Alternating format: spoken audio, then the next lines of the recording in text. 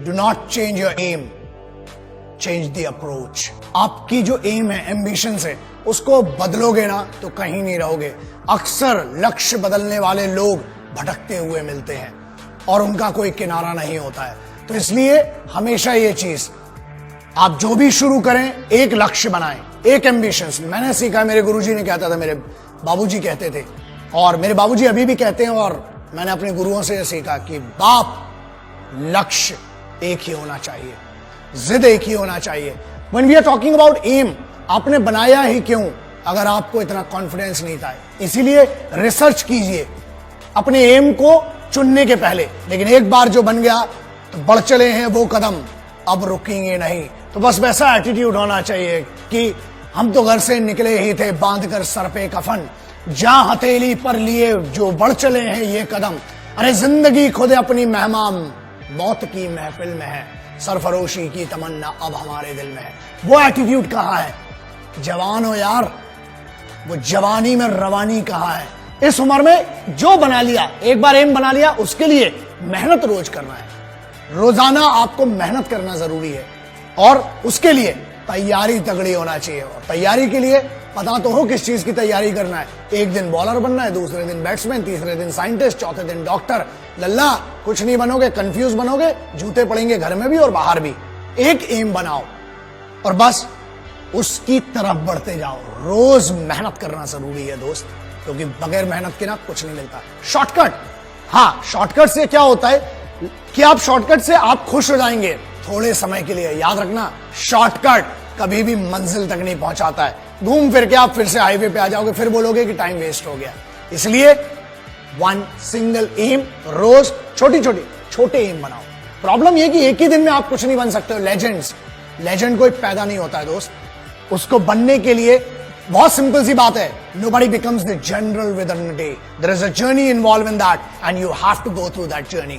उस जर्नी की इज्जत होती है, तो अपनी खुद की इज्जत कीजिए, उस जर्नी की इज्जत कीजिए। और अगर सलाह चाहिए ना एम लेने के लिए, माँ बाप से बड़ा कोई नहीं है, क्योंकि वो सिर्फ जिंदगी में ऐसे होते हैं जो आपसे बगैर स्वार्थ के जुड़े हुए हैं, जो आपसे कुछ नहीं चाहते हैं, सिर्फ ये चाहते हैं कि आप खुद की जिंदगी में बेहतर करें। उनके लिए कितना बेहतर करें, इससे उनको कुछ लेना देना नहीं। दूसरों से ज्यादा और दूसरों की बातों से ज्यादा, ये मेरी सलाह है, एक बड़ा भाई समझ ले, छोटा भाई समझ ले, जो भी समझ ले, अपने लक्ष्य पर खुद को भरोसा करना पड़ेगा। और अपनी खुद की कॉन्शियंस होती है, हमें उसको समझना पड़ेगा। आगे बढ़िए, दूसरों से ज्यादा खुद पर भरोसा करना पड़ेगा। आपको अपने आप से ज्यादा कोई अच्छे से नहीं जानता है। आपके माँ बाप और आप अपने आप को जानते हैं, आपको जानते हैं। उनसे डिस्कस कीजिए और याद रखिए अपने पैशन को, आपको जिस चीज में मन लगता है ना, घर वालों से लड़ाई मत करो, कन्विंस करो, बात करो उनसे, क्योंकि जो पैशन है ना वो सिर्फ आप जानते हो। और अगर आप अपने घर वालों को कन्विंस नहीं कर पा रहे हो, आपके कन्विक्शन में कमी है, आप दुनिया को क्या कन्विंस करोगे फिर? इसलिए सब अगर अग्री होंगे, आप सेम पेज पर होंगे, आपको मदद चाहिए, इमोशनल सपोर्ट चाहिए अपने घर वालों का, और वो मिलेगा। बस अपने पैशन को अपनी जिंदगी में बदलो। मुझे पता है इस चीज को, क्योंकि मैंने जितने लेजेंड से मिला हूं, सब में दो चीजें कॉमन थी। पहला, उन्हें हमेशा से वही बनना था, आज वो जहां पर हैं, उनने अपने रूट्स नहीं बदले। दूसरा, उन सब में एक चीज बहुत कॉमन थी, वो सभी बहुत डिसिप्लिन लोग थे और रोजाना वो अपनी छोटी छोटी मेहनत करते थे उस लक्ष्य की तरफ बढ़ने के लिए। इसलिए ट्रेनिंग करना बहुत जरूरी है। और स्टे फोकस कैसे रहेंगे? सिंपल है, आंख बंद करके ध्यान करने से कुछ नहीं होता। बाबा बन जाओगे तिलक लगा के। सॉरी, मैं किसी रिलीजन की बात नहीं कर रहा हूं, लेकिन पीर फकीर हो, बाबा बनने से कुछ नहीं होने वाला। यार सिविलाइज्ड हो, यहां पर हो, आपके माँ बाप के साथ रहकर फोकस रहो ना। रोजाना आपको अपने आप के लिए 8 घंटे देना है, बस, इससे ज्यादा कुछ नहीं देना है। सोचो, अपने आप को एनालिसिस करना पड़ेगा, आपको अपनी एनर्जी को चैनलाइज कीजिए, बस पैशन में लगाइए, फिर देखिए मजा क्या आता है। एक शिकायत बड़ी कॉमन सी है कि टाइम कम पड़ जाता है। दुनिया में जितने बड़े लोग हुए हैं ना, 24 घंटे ही थे सबके पास, 32 घंटे, 36 घंटे और 40 घंटे। 40 घंटे वाले आदमी से मैं तो मिला नहीं। तो ठीक है, आपको टाइम मैनेजमेंट करना पड़ेगा। ठीक है, आप जितने बजे उठते हैं वो आपकी इंडिविजुअल चॉइस है। आप रात को 2 बजे सोते हो, आप 2 बजे उठते हो, ठीक है, दैट इज बैड, बट ठीक है, कई लोगों की लाइफ स्टाइल ऐसी, उनकी मजबूरियां भी हैं जो नाइट शिफ्ट में काम करते हैं। आप जब भी उठें ट्रेनिंग करें। दूसरा, एक बहुत सिंपल सी चीज है, जब ट्रैफिक होता है ना तो हॉर्न बजाने से कुछ नहीं होने वाला, और ना आप उड़ के जा सकते हो। स्पाइडर में ना असल में नहीं होते दोस्त, और अगर उड़ के जाओगे तो चालान भी लगेगा, पिटाई भी पड़ेगी। तो ट्रैफिक को दोष मत दो, कोशिश ये करो कि पहले निकलो। वक्त से पहले जब आप निकलेंगे तो आप जगह पर पहुंच जाएंगे। टाइम मैनेजमेंट, हर चीज का टाइम डिसाइड करना पड़ेगा आपको। बस टाइम डिसाइड कीजिए, आगे बढ़िए और कंप्लेंट्स कम कीजिए। सिपाहियों को अपने लक्ष्य का पता होता है। Being a simple son of this motherland, I have the responsibility to speak about our soldiers, जो सबसे ज्यादा मेहनत करते हैं।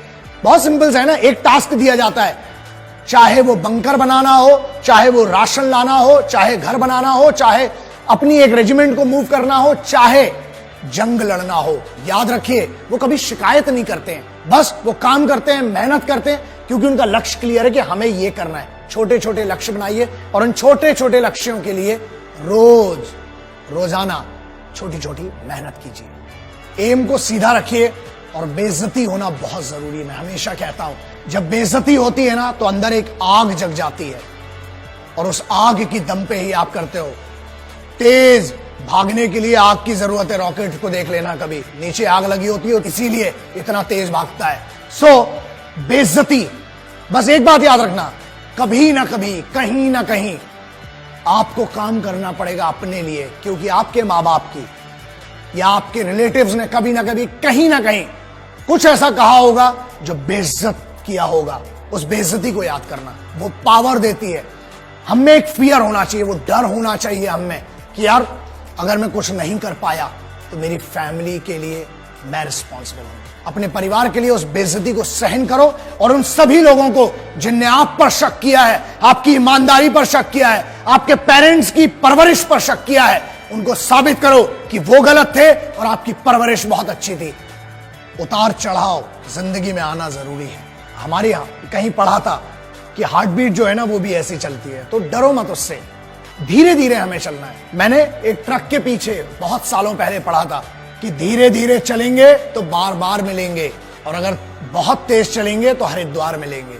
तो याद रखना, हमें धीरे धीरे चलना है, और पहले मंडे आता है, फिर ट्यूसडे आता है, फिर दिन चलते हैं। डायरेक्ट संडे नहीं आता। हल्की हवा चलती है, उससे नींद आ जाती है पंखे की हवा में, ठीक है, लेकिन बहुत तेज हवा चलती है ना तो तूफान में घर भी उड़ा ले जाती है।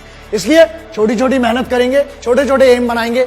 जब कंफ्यूजन हो, पेरेंट्स के पास जाओ। अरे हर दुनिया के हर शास्त्र में लिखा है, इवन कुरान शरीफ में, मेरे एक यार ने बताया था मुझे कि एक फर्जंद की औकात अपनी वालिदा के सामने, वालिदा के सामने एक घायल परिंदे की होती है।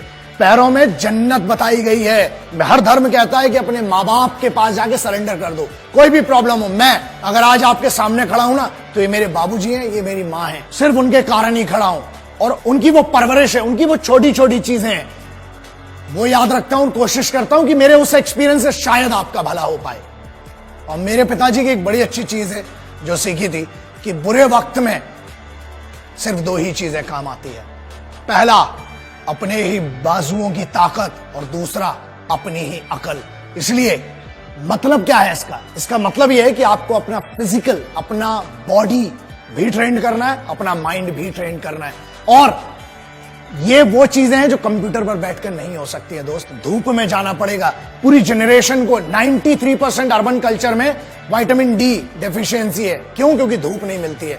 नेचर दुनिया का सबसे बड़ा गुरु है, तो जाइए जरा, उसका भी मजा लीजिए। और जब आप ट्रेंड होंगे ना लक्ष्य के लिए, एक बात बताइए, आप बहुत सक्सेसफुल बन गए, उसके बाद क्या करेंगे अगर उस सक्सेस को एंजॉय नहीं कर पाए तो?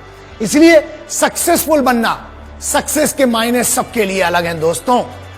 मेरे लिए यह है कि एक गरीब बच्चे की मैं मदद कर पाऊं, कुछ लोगों की अपने ज्ञान से, या जो भी मुझे छोटा सा लिटिल माइक्रो नॉलेज जिसको मैं कहता हूं, उससे कभी किसी की मदद कर पाऊं। यह है मेरा लक्ष्य। बहुत सिंपल है कि मुझे दो चीजें करना है, और जो मेरी जिद है और मैं करके रहूंगा। पहला, भारत में हर महिला को आत्मरक्षा, सर्वाइवल टैक्टिक्स आना जरूरी है और कंपलसरी होना चाहिए। Karate, judo, taekwondo, martial arts की बात नहीं कर रहा हूं, मैं बात कर रहा हूं survival tactics, how to use available accessories, और उसका उपयोग करके बचना कैसा। हर महिला को आना चाहिए, हर बच्ची को इंडिया में आना चाहिए। दूसरा, 1.5 साल की मिलिट्री ट्रेनिंग कंपलसरी। जो मैं लक्ष्य की बात कर रहा हूं ना, अगर वो ट्रेनिंग करी होती आपने तो शायद आज डिस्कशन ही नहीं कर रहे होते। Every Indian, every individual should be train for minimum 1.5 year. वो कल्चर है इंडियन मिलिट्री ट्रेनिंग का। मजा आएगा, फिर मुझे आपसे बात करने की भी जरूरत भी नहीं रहेगी। कोशिश करेंगे कि आप और हम मिलकर कुछ अच्छा कर सकें इस राष्ट्र को। राष्ट्र क्या है दोस्तों, कुछ चंद लकीरें नहीं राष्ट्र कहलाती हैं। देश वो है जिसके लिए सिपाही रोज अपना घर बार छोड़ के लड़ रहा है आपके लिए। आपको तो सिर्फ मेहनत करना है इस सिविल की दुनिया में, लक्ष्य बना के आगे बढ़ना है। देश के लिए मदद कीजिए, ये मैं आपसे बहुत एक भाई के तौर पर रिक्वेस्ट कर रहा हूं। अपने काम को बेस्ट कीजिए, देश खुद तरक्की करेगा। जय हिंद, वंदे मातरम, इंकलाब जिंदाबाद, भारत माता की जय।